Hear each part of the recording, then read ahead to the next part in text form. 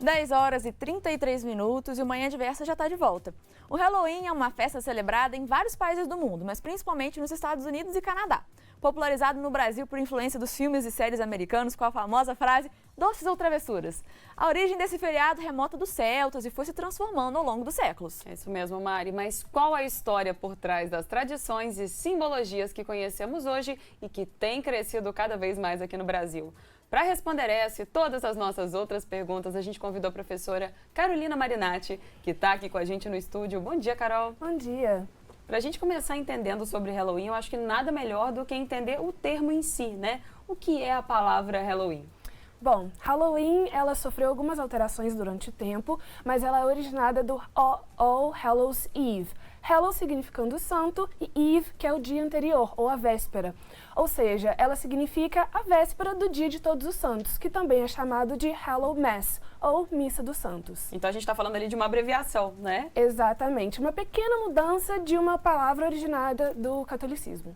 E hoje em dia o Halloween ele é uma festa aí que existe, né, ao redor do mundo, ele é mais forte em alguns países que realmente tem esse dia como uma tradição muito esperada o ano inteiro pelas pessoas, mas dá pra gente dizer em que país que começou, dá pra gente conseguir apontar a origem dessa história? Né? Sim, os historiadores costumam dizer que ele se originou na Irlanda com os celtas.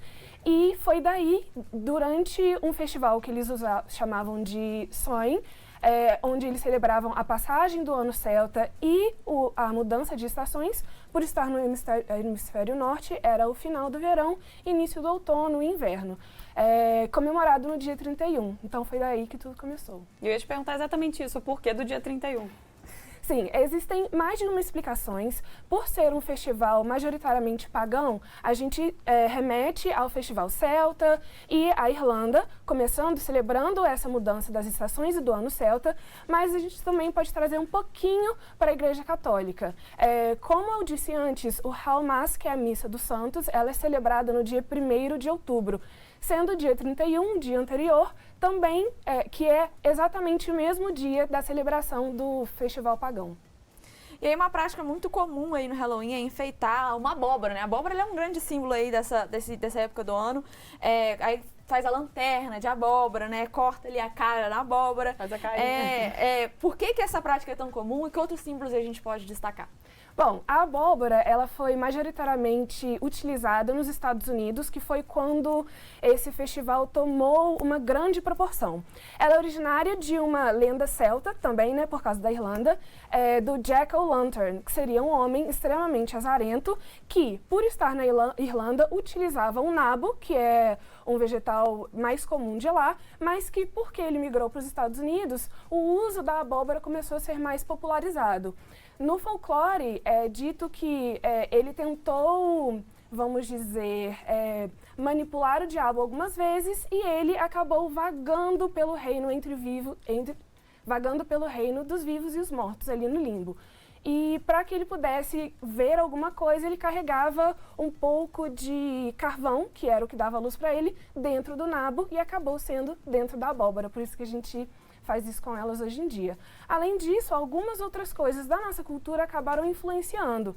Ou seja, personagens de história de terror, bruxas, fantasmas e tudo mais. Então, todos esses simbolismos são utilizados no Halloween. E a abóbora é interessante a gente pensar que aqui no Brasil a gente tem o costume de usar a abóbora para tanta coisa na nossa culinária, Sim. né? E lá na América do Norte eles não têm esse hábito. Então, quando chega essa época do ano, que vai chegando perto do Halloween, é a época da colheita das abóboras, então é tudo de abóbora. Torta de abóbora, pão de abóbora, enfim. Aí parece que eles descobrem a abóbora, comem tudo de abóbora e depois, exatamente, depois some. E a gente aqui não come doce de abóbora o ano inteiro, abóbora cozida, enfim, vários tipos de abóbora. Inclusive hoje no nosso Bora Rangar. Exatamente, mas por outro lado a gente não vê tanto as abóboras esculpidas como lá, que é clássico, é uma tradição realmente de poder fazer, né, esse momento em família, até de ir nos campos, né, para poder colher a abóbora. Então tem toda uma tradição em torno, várias práticas em torno da abóbora, assim, além da própria decoração, que por si só já é super legal, né? E outro ponto, Carol, que é muito característico são as cores, né? Laranja, preto, roxo, e não é à toa.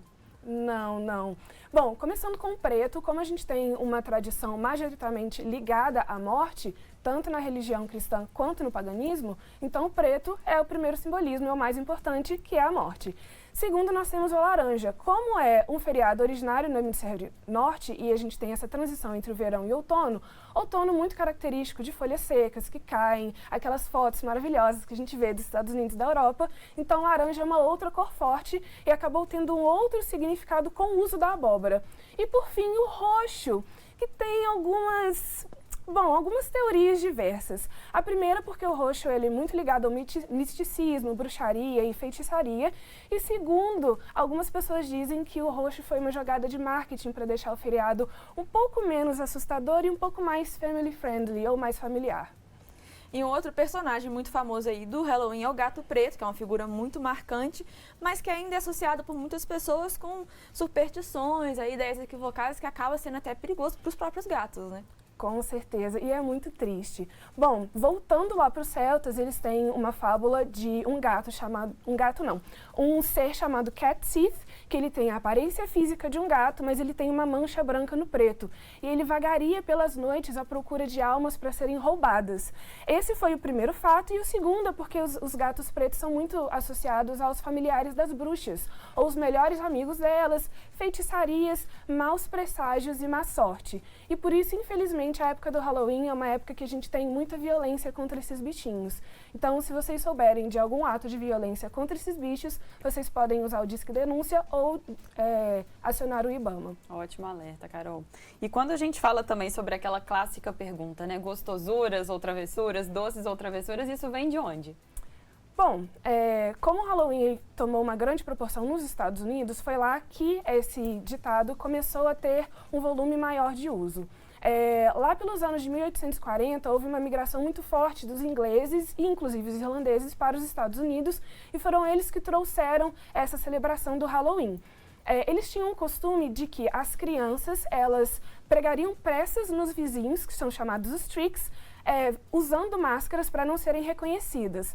Com o passar do tempo, lá pelos anos de 1920, essa prática tomou uma proporção de vandalismo muito grande. E as pessoas, por medo, acabaram por começar a, vamos dizer, usar os doces para que as crianças não fizessem tanto vandalismo assim com elas. E foi daí que surgiu o termo trick or treating, ou doces e travessuras. Ou seja, pra gente não vandalizar sua casa tem que ter doce. E aí a gente vê muito em filme isso, né? O pessoal que joga papel higiênico na casa, joga ovo, enfim. Várias então coisas. Foi um recurso. Aí. Exato, foi um recurso. E que bom que que surgiu essa alternativa e que além de ser super divertido, essa tradição de ir, né, pedir doce de porta em porta, evita esses vandalismos, que é muito importante. E aí, considerando diferentes culturas e a chegada aí do Halloween aqui no Brasil, o que a gente pode pensar? Como que essa cultura se manifesta aqui no nosso país? Bom, o Halloween teve muitos adeptos aqui no Brasil e, inclusive, foi a partir de 2003 que o dia do Halloween, que é o dia 31, também foi considerado o dia do Saci, para que a gente tenha um apreço maior ao nosso folclore brasileiro. Mas cada região comemora de uma forma diferente, sendo a forma mais comum a que a gente vê nos Estados Unidos. Se fantasiar, usar festas e usar os doces e travessuras, principalmente em sala de aula. E é assim que a gente faz na cultura inglesa. Então, no dia 31, durante essa semana, nós temos festas com todas as nossas turmas de crianças, onde todos eles vão fantasiados, temos muitos doces, muitas gostosuras e algumas brincadeiras e até algumas travessuras também. Eu acho que os cursos de inglês foram muito importantes também para essa popularização, né? Porque eu me lembro, na minha adolescência, na minha infância principalmente, de ir a muitas festas de Halloween que eram promovidas por cursos de inglês. Todas as que eu fui sempre eram associadas a curso de inglês em geral. Era onde tinha festa de Halloween por muito tempo. Hoje em dia a gente vê pessoas que fazem festa em casa, casas de festa que organizam festas de Halloween, mas a minha lembrança de infância era sempre ser organizado por cursos de inglês e era realmente um movimento. Era uma época que assim, tinha várias festas e fantasias diferentes para cada um. Eu adorava participar e adoro até hoje, eu acho super legal. Tem uma desculpa para me fantasiar, eu já tô indo. Só precisa de um pretexto, exatamente, né? Maravilhoso. Sim. E Carol, para quem não é tão próximo assim dessa data, por que você acha que ela é especial e consegue envolver tanta gente? Bom, eu acredito que festa é sempre uma ótima opção e um ótimo pretexto para que a gente comemore e esteja perto das pessoas que a gente mais gosta. Nada melhor do que se fantasiar, a gente já tem o carnaval como um costume no Brasil, mas usar mais uma data para conseguir se vestir de uma forma diferente, expressar a nossa personalidade através das fantasias, além de poder celebrar e usar também, como é um feriado muito familiar, juntar as crianças, os adultos, os professores, os alunos, todos numa única celebração. Obrigada, viu, Carol? Carolina Marinatti, professora de inglês, tá aqui mostrando pra gente todos os encantos, né, desse evento do Halloween. Obrigada, viu, pela presença. De nada. E só querendo ressaltar que a partir de novembro agora a nossa matrícula já começa para o ano que vem. Aí, ó, recado dado. Muito obrigada. Bárbara, agora minha próxima pergunta é pra você. Você gosta de filmes de terror? Eu gosto e sempre me arrependo depois, Mari, porque eu assisto, aquela curiosidade, né, que te pega, aí depois que eu assisto eu falo, por que fiz isso? Mas assim, eu adoro. Bárbara, eu admito que eu sou do time que foge um pouco do filme de terror. Eu não sei, eu nunca gostei. Minhas amigas gostavam quando eu era criança, tentavam me fazer assistir, eu não gostava. Os que eu assisti, eu gosto de suspense, mas de terror mesmo. Não sei, não consegui, né? É raro ter um filme que me agrada que é de terror, geralmente são os mais levinhos. Assim. Ai, Mari, eu ainda quando vejo que é baseado em fatos reais, aí me cativa ainda mais, e aí eu vou procurar os fatos reais. Assim, você vê o nível, né? Não é bacana. Mas eu adoro. Isso aí, mas tem muita gente que aproveita o Dia das Bruxas para maratonar filmes e séries de terror, rever clássicos, atualizar a lista. Mas, ao mesmo tempo, às vezes a gente passa muito tempo procurando o que assistir, né? Mais tempo procurando do que de fato assistindo. Então, o Netinho Rocha trouxe pra gente algumas sugestões de filme de terror para quem for corajoso o suficiente para se jogar. O Halloween, comemorado dia 31 de outubro, está chegando. E nada melhor que fazer aquela maratona com os melhores filmes de terror, para passar os dias das bruxas no clima. Então, a equipe do Manhã Diversa separou 4 histórias de arrepiar para ajudar você na hora de escolher qual filme assistir. Então, já vai preparando a pipoca e dá o play nos seus favoritos. Não sei o que ele é capaz de fazer.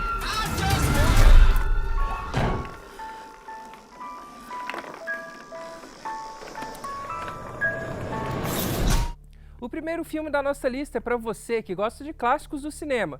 Produzido por Steven Spielberg, Poltergeist foi lançado em 1982 e conta a história de uma família que é constantemente visitada por fantasmas. A princípio, os fantasmas se manifestam movendo objetos, mas, com o passar do tempo, eles vão ficando cada vez mais assustadores.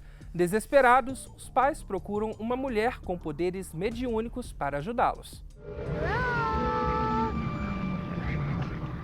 They're here.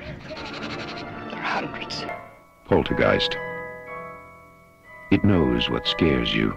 O segundo filme é Atividade Paranormal. Assim que se mudam para uma nova casa, o casal Kate e Mika ficam intrigados com o que parece ser uma presença sobrenatural.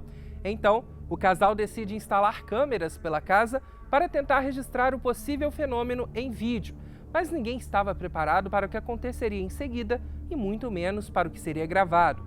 Esse filme imita um falso documentário e por isso parece ser muito real. É realmente de arrepiar. Esse, com certeza, é uma das nossas escolhas de filmes para assistir no Halloween. E de bônus, já vou adiantando que todos os filmes dessa franquia são muito bons e se completam. Será que alguém aí de casa tem coragem de maratonar todos de uma vez?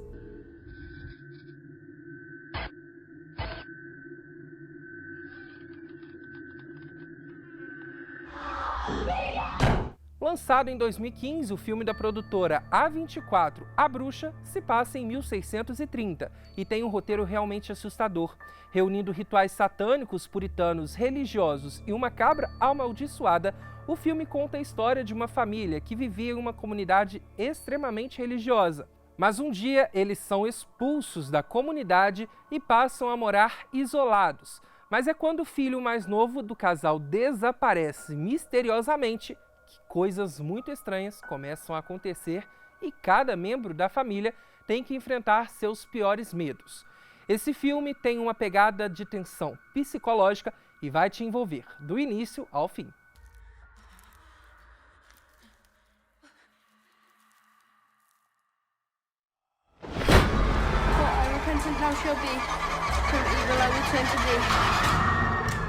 Let's leave to the wood. O último filme da nossa lista é X, A Marca da Morte. Também produzido pelo estúdio A24, o filme que foi lançado este ano conta a história de um grupo de atores que decidem gravar um longa na zona rural do Texas. O problema é que o local alugado para a gravação do filme é uma fazenda, propriedade de um casal de idosos muito estranhos. As coisas começam a piorar quando os donos da propriedade descobrem o que os jovens inquilinos estão fazendo por ali. O elenco se vê em uma luta desesperada e sangrenta.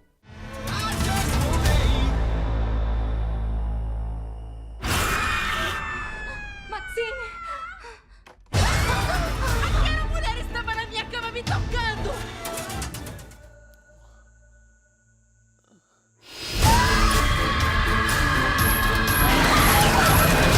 É muito filme bacana para você assistir neste fim de semana, hein? Então, já fez a pipoca? Ainda não? Então corra e dê o play no seu favorito.